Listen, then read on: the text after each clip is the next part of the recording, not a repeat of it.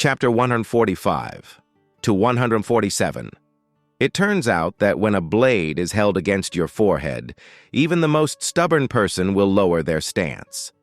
At the border of the land of wind, in a desolate area piled with yellow sand, the key figures of Sunagakure were already waiting.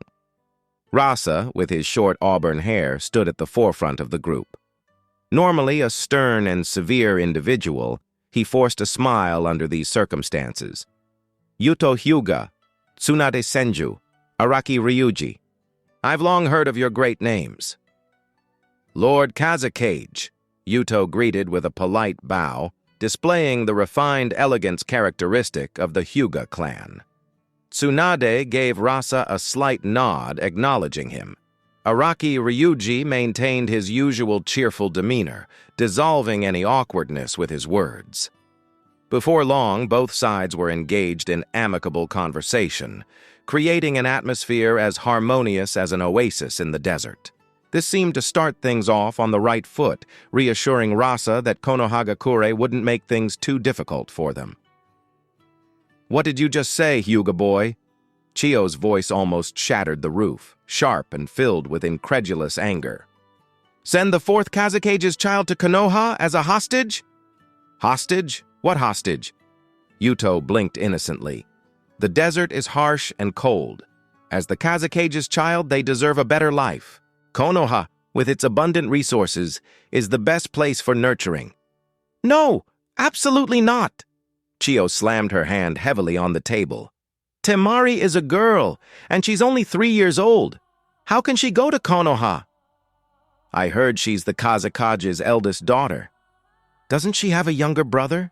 Yuto asked. "Kankuro is not even 2 years old. He can't leave his mother." "Oh." Yuto nodded thoughtfully, then revealed his true intentions. "I also heard on my way here that the Kazakage's wife is pregnant again." Seeing that Chiyo was about to speak, Yuto's tone suddenly turned stern and rigid. "Refuse the first time, refuse the second time, and refuse the third time. Do you still want to negotiate?" "Offering the Kazakage's child is simply to show Sunagakure's sincerity. The child won't be harmed. Konoha will raise them, teaching them shinobi arts. The war with you has cost the Land of Fire dearly. If there's no show of sincerity, how can we negotiate?" Forcing an infant to leave their home and go to a foreign land seemed extremely cruel, a blatant display of dominance by a superior nation over a defeated one. However, when it came to Gaara, Yuto felt no moral dilemma. To be fair, the hardships Gaara endured as a child were far worse than those of Naruto Uzumaki. Growing up in Konoha as a hostage might actually be better, at least allowing him to sleep peacefully. Chiyo gritted her teeth, struggling to find a good argument. Honestly, she didn't particularly care where Rasa's children grew up, but if Rasa, as the Kazakage, suffered such a significant loss at the start, it would be detrimental to future negotiations. Negotiation is about power and momentum. Lose once, and you lose every step. Unfortunately, understanding this doesn't help. The situation is stronger than people. Chiyo sighed and subconsciously glanced at the blonde woman. She had long admired Tsunade. During the Second Shinobi World War, Chiyo would poison and Tsunade would detoxify. Both were top medical experts of their time, sharing a mutual respect. The blonde woman, feeling her gaze, smiled at Chiyo and then continued to meticulously paint her nails. Beside her, Araki Ryuji displayed a similar disinterest, grinning like a mascot. It was clear they had left everything to Yuto. Chiyo's breath caught, but before she could speak, Rasa suddenly said calmly, "I thought you wanted something significant. If it's children, I can give you all 3. "That's unnecessary." Yuto smiled. As a gesture of Sunagakure's sincere desire to restore friendly relations with Konoha, 1 child is enough. "All right. After the child is born, they will be sent to Konoha, as expected of the Kazakage. Now, let's begin the formal negotiations." Yuto took out a sealed scroll and unfurled a thick stack of documents, looking like a dictionary. Ignoring the Tsunagakure member's twitching brows, he spoke softly. First, regarding the delineation of borders, to ensure the unbreakable friendship between the Land of Fire and the Land of Wind, Konoha wishes to obtain control of the Valley of the Dead Fortress on the border of the Land of Wind. Ha ha ha ha ha ha. The blonde woman leaned on Yuto's shoulder, laughing uproariously. You should have seen Rasa's face when you got to the 34th point. He looked like Gamabunta, the toad. Too bad most of your conditions weren't accepted by Tsunagakure today. That's how negotiations go, haggling back and forth. Today was about testing the limits. The remaining days will be a battle of wills. Yuto patted his sensei's hand. We have plenty of time here. We can take it slow. Tsunagakure won't hold out for long. They'll eventually compromise. You're really something. The blonde woman tapped her student's chest, not in a teasing manner. The crystal pendant passed down from Hashirama Senju hung there, symbolizing the will of fire that Yuto had inherited, marking him as a shinobi capable of standing on his own. By the way, Tsunagakure does resemble this desert in some ways, Yuto mused. In his previous life, reading the manga, he had found many characters from this shinobi village in the desert to be memorable. They appeared cold and unfeeling on the surface but were deeply emotional inside. Even Sasori, who defected after killing the third Kazekage, chose to die in the embrace of his father and mother puppets, revealing some secrets about the Akatsuki organization to Chiyo before his death. A rough, hardened exterior, yet a delicate, sensitive heart. Like the desert? The blonde woman tilted her head, not understanding her student's analogy. Yuto chuckled. Because it's the color of gold, sensei. Now that we've finished our business for today, shouldn't you— You know me so well! Tsunade beamed and pulled out 3 dice. These have brought me luck through many battles. The days in Tsunagakure were quite pleasant overall. After all, Konoha was the victor, holding the upper hand with their strong position. Yuto could make demands freely, with Tsunagakure having no choice but to negotiate. This was not a negotiation but a robbery under the guise of peace. Yet, even though they were suffering, the Land of Wind had to accept the situation. As Kazekage, Rasa couldn't disregard the lives of his shinobi and continue the war. Yuto and his group were treated well, staying as unwelcome guests in Tsunagakure for over half a month. The mood among the Konoha group was generally good, except for Tsunade. Every evening, the blonde woman would head to the casino with her beloved dice, only to lose all her money and even end up pawning her dice. In the final days of the negotiations with the Land of Wind, Tsunade was quite disheartened. All right, Yuto stepped back a couple of steps, admiring the red ribbon tied in Tsunade's hair, and said with satisfaction, "It's beautiful. Looks like my talent for tying hair knots is on par with my kenjutsu." Tsunade puffed her cheeks lightly. That's because I'm good-looking. Yuto reached out and tucked a stray lock of golden hair behind her ear. You're right, sensei. There's no woman in the shinobi world more beautiful than you. Today, Tsunade wasn't wearing her usual green Konoha vest. Instead, she was dressed in a traditional outfit. She wore a crimson hakama on the lower half, a small-sleeved kimono on the upper half, with layers underneath, and an oversized chihaya cloak on top. This ensemble of white robes and red skirts, adorned with pine and crane patterns, was extremely ancient. Before chakra existed in this world, shrine maidens often dressed this way. 1,000 years ago, when the god tree descended and people gained supernatural powers, the profession of shrine maidens almost disappeared, and such attire was only seen at weddings or funerals. However, traditional clothing was passed down, and people would wear it during festivals or significant life events. Today was the last day for the Konoha group in Tsunagakure. Coincidentally, it was also a traditional festival in the Land of Wind, the Flowing Fire Festival. Bonfires, carnivals, and market dances filled the night. Before this, Yuto had no idea that Tsunagakure, with its endless sand, had such a festival. "You're really lucky," Tsunade said with a bright smile, lifting the curtain at the door. "It's getting very late. Let's go out." Outside, the starry sky was brilliant, and the yellow sand resembled a sea.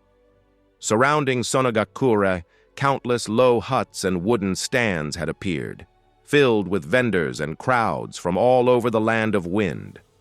They lit bonfires, laughing and lying on the yellow sand, throwing burning wooden sticks into the sky as if trying to poke holes in the night.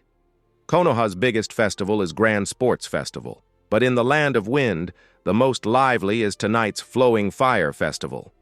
The desert is harsh, so the people living on this land dress up and celebrate today, laughing and throwing torches into the sky, telling the heavens, "The unlucky folks in the Land of Wind are still alive. Mere dust and sand can't take our lives." Yuto didn't understand these stories. He just felt that tonight was very lively, like the New Year's Eve countdown in a big city from his previous life.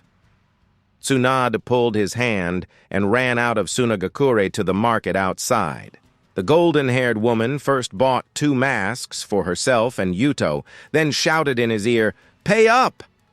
The young branch family member hesitated, remembering that his sensei had lost all her money in the casino. He laughed, handed money to the vendor, and then gave his entire purse to Tsunade. "Don't spend it all, sensei. I've used up all my savings buying explosive tags." "Don't worry," Tsunade patted her chest, indicating she was reliable. Through the mask, her eyes sparkled as she grabbed her student's hand and started wandering. Initially, they weren't wandering aimlessly. Being shinobis, Tsunade and Yuto had a strong sense of direction and wouldn't get lost easily. However, the Flowing Fire Festival's market was vast and chaotic, with sand underfoot, bonfires, and people in costumes all around, and the noisy calls of vendors in their ears. Without road signs, it was hard to remember their route. So they let themselves go, eating, drinking, playing, and buying as they went, until their money was almost gone. Finally, the teacher and student walked to the edge of the wide market. Here, there weren't many people, just hundreds of thick wooden stakes driven into the yellow sand, whose purpose was unknown but probably related to the festival's traditions.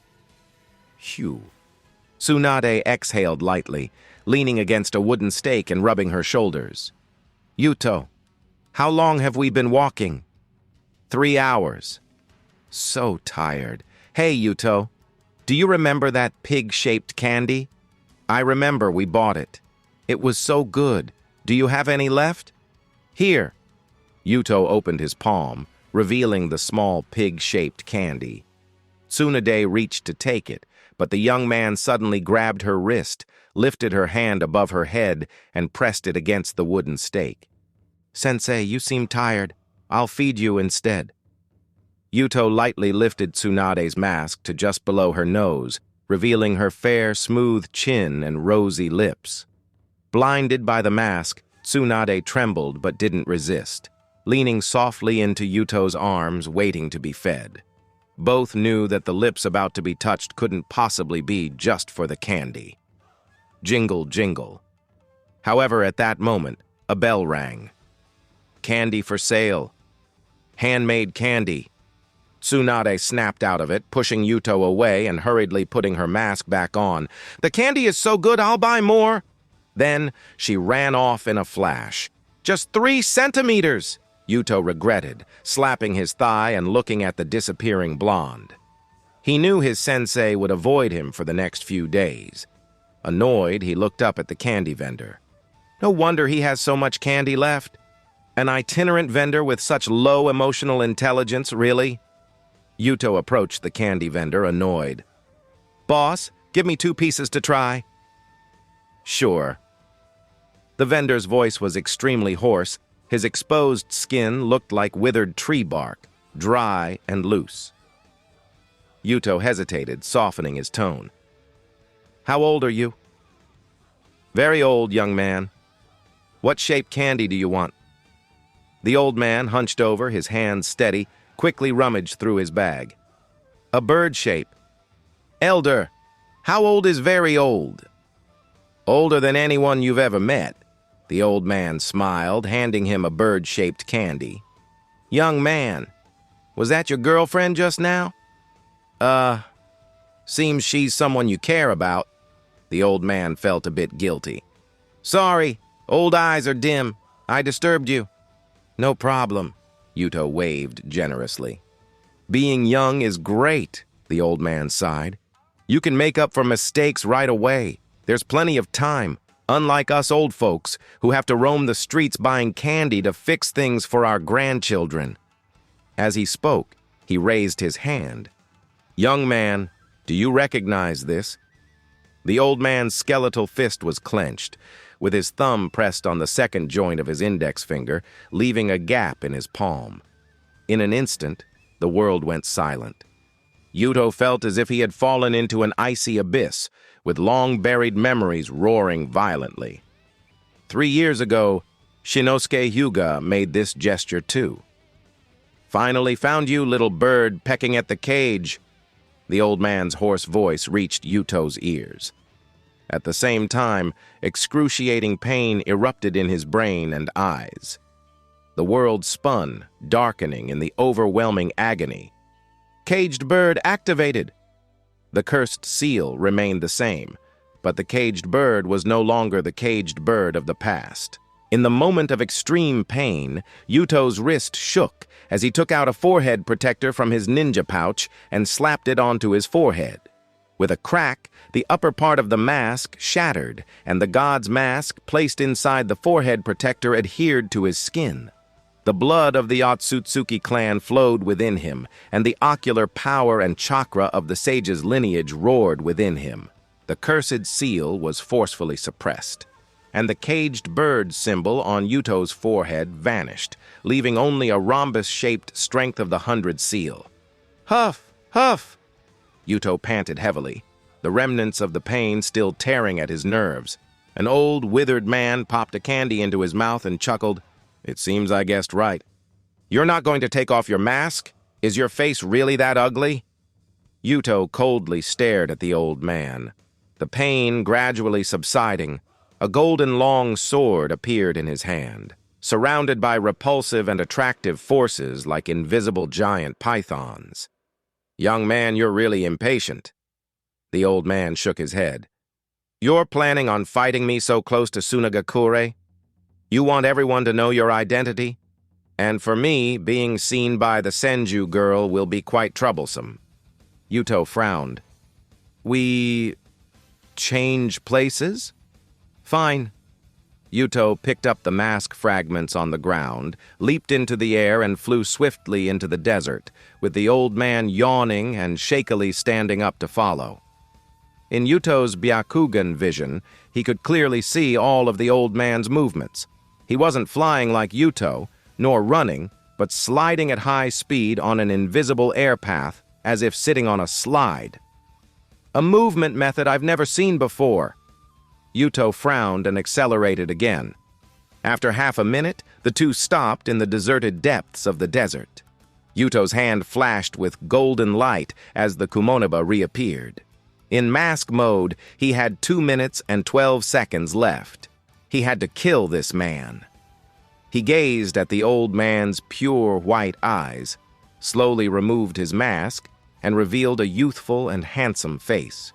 His forehead was smooth, with a purple Strength of the 100 seal adding a touch of mystery. You've taken off your mask. It seems I'm destined to die here today. The old man paused thoughtfully and said, Judging by your face, you're not the impatient type. You want to fight so much? Then the method to remove the caged bird seal and this powerful chakra mode must have time limits, right? You're talking way too much, Yuto huffed coldly, stomping the ground. A huge sand mountain was crushed under his feet, and with the extreme reaction force, he charged at the old man. The golden light flashed as the Kumoneba slashed down fiercely. The old man had little reaction, merely extending a finger and precisely touching the tip of the Kumaniba blade. Revolving Heaven, King's Spear! A rapidly rotating chakra defense shield appeared, but unlike the regular version, the old man's revolving heaven was in a bullet shape, an offensive form. The roaring chakra collided with the Kumaniba, causing the air to tremble. The two were in a stalemate. Yuto gritted his teeth, unlocking the yin seal. The immense power surged forth, the repulsive force splitting the sand below as if a sudden chasm appeared, and they both fell. However, Yuto could fly. In an instant, he pulled up, gaining a positional advantage. The golden longsword vanished, and all chakra poured into his eyes. Murakumo. Slash! An incredibly sharp light appeared beneath the sand, a dojutsu rooted in the concept of cutting through everything, striking the old man's revolving heaven. With a crack, the chakra defense shield shattered. Impressive, the old man muttered, clasping his hands together. Buzz. From the high sky, an invisible air current suddenly shot down, immense in power and eerily fast. Taking advantage of the momentary lag as the revolving heaven shattered, the air current bypassed them and intercepted the associated technique of the half-awakened Tenseigen. Boom! The endless sands churned, forming dozens of giant sand mountains over 100 meters high, only to be flattened and exploded by a greater force. The sand was thrown into the air like an inverted rain. Soon after, Yuto climbed out. The pale blue of his half-awakened Tenseigen dim and withered, clearly overexhausted in chakra. Despite the intense consumption, there were no tangible results from the battle. The old man suddenly appeared on the sand 100 meters away, his clothes tattered, but his Byakugan shone brilliantly, like the gaze of a deity. "Who are you?" Yuto exhaled lightly. "Ryusuke Hyuga," the old man said softly. "In the shinobi world, everyone calls me Heavenly Shinobi, or Creator of Revolving Heaven." "Ah, a legendary figure. Not as famous as you now, Moon God." "One more question. Answer it if you want. How did you find me?" "I knew someone needed 30 Hyuga corpses. My eyes can see some peculiar things." The Heavenly Shinobi flipped his eyelids, showing Yuto the blood vessels within, and continued. "I saw those corpses wrapped in the smell of Shikatsu forest, and everyone knows there's only one Hyuga who can summon slugs. Man proposes, and God disposes." Yuto remembered a quote said by a character he admired from his past life, and smiled bitterly, taking a deep breath, ready to fight again. But unexpectedly, the Heavenly Shinobi suddenly asked, "Is your name Yuto Hyuga?" "Yes." "Who are your parents?" Yuto frowned, but answered, "Sogo Hyuga, Yuki Hyuga." "Sigh, don't know them. Your grandparents?" "Yuichi Hyuga, Monoko Hyuga." The old man slapped his thigh abruptly. "Ah, Yuichi is the youngest son of the 9th branch." He seemed pleased, carefully scrutinizing Yuto, comparing with the face in his memory. "No kidding. The nose does resemble. Yuichi was an honest guy, and his descendant turned out to be someone like you. Ha ha ha." The old man laughed heartily, then stopped and continued. "You're from the branch family, but still a Hyuga. Yuichi and I were close. If I bully his descendant like this, I wouldn't face him in the afterlife. Honest people are scary when angry. So, I'll be straightforward. I must kill you. No room for negotiation. But I'm an old man who's lived too long. Fighting you to this point is a blessing from the sage. My remaining chakra and energy can only support one set of gentle fist. After using it, I'll probably die of exhaustion. Of course, this set of gentle fist is a lost technique. Only I know it. Its name is Extreme Heaven. Heavenly Shinobi's gentle fist, unlearnable gentle fist, lost by a Kugan technique, skill that amazes even sages. Everyone calls it Extreme Heaven. You've witnessed its power firsthand. So, The old man extended his hand in the standard Hyuga starting stance. "So, descendant of Yuichi, wanna try again?" Yuto gazed at the old man's hands and raised his golden long sword. He too had reasons for fighting to the death, leaving no room for retreat.